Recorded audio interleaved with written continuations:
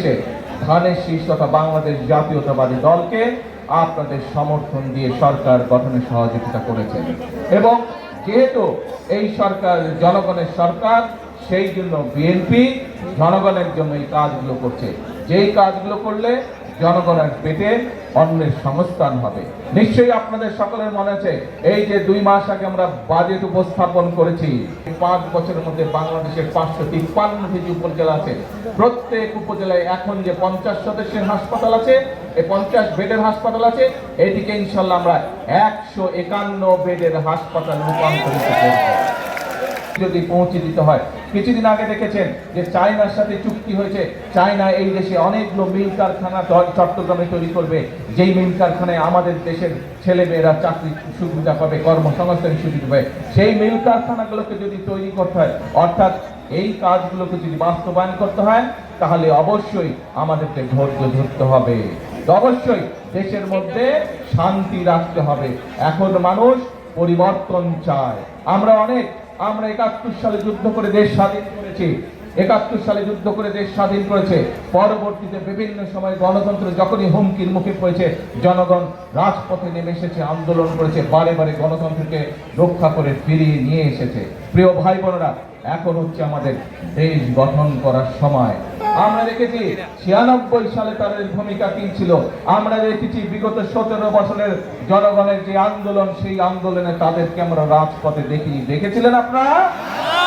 আন্দোলনে বিএনপি সহ বিএনপির সাথে যেই রাজনৈতিক দলগুলি মাঠে ছিল, তাদের নেতা কর্মীরা অত্যাচার নির্যাতনের শিকার হয়েছে, গুম খুনের শিকার হয়েছে।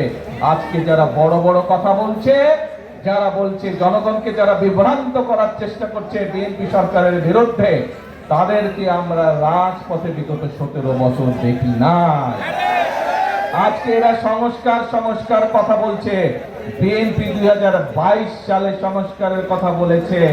কোথায় ছিলেন তখন আপনারা সংস্কার নিয়ে? সংস্কার এই দেশে সবচেয়ে প্রথম সংস্কার বিএনপি তথা খালেদা জিয়ার নেতৃত্বে এই সংস্কারের প্রস্তাবনা এই দেশের মানুষের সামনে উপস্থাপন করা হয়েছে।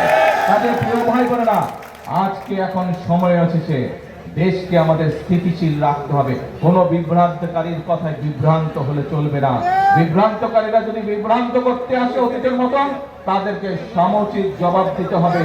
তোমাদের অতীত আমরা দেখেছি, তোমাদের অতীত আমরা জানি, তোমরা অতীতে কি করেছো, কাজে তোমাদের কথাই আমরা কান দিব না। আমাদেরকে ফ্যামিলি কার্ডের বাস্তবায়ন করতে হবে, কৃষক কার্ডের বাস্তবায়ন করতে হবে। এখানে যেই কাজের বাস্তবায়ন আপনাদের চোখের সামনে আপনারা দেখলেন, সেই আমরা কি প্রত্যাশা করতে পারি যে ইনশাআল্লাহ আপনারা সকলে মিলে বিএনপিকে সমর্থন দিয়ে এই কাজগুলো এগিয়ে নিয়ে যাবেন? সেই প্রত্যাশা কি করা যায়? ইনশাআল্লাহ। কিশোরগঞ্জবাসীর কাছে সেই প্রত্যাশা ব্যক্ত করে, সেই প্রত্যাশা রেখে আমি আমার বক্তব্য শেষ করছি। তার আগে একটি কথাই বলতে চাই, যেই কথাটি মনে প্রাণে আমি বিশ্বাস করি, সেই কথাটি হচ্ছে দেশের জন্য, সেই কথা হচ্ছে দেশের মানুষের জন্য। করব কাজ সবার আগে, করব কাজ সবার জন্য, সবার আগে বাংলাদেশ এবং সবার জন্য বাংলাদেশ। আল্লাহ হাফেজ। বাংলাদেশ জিন্দাবাদ।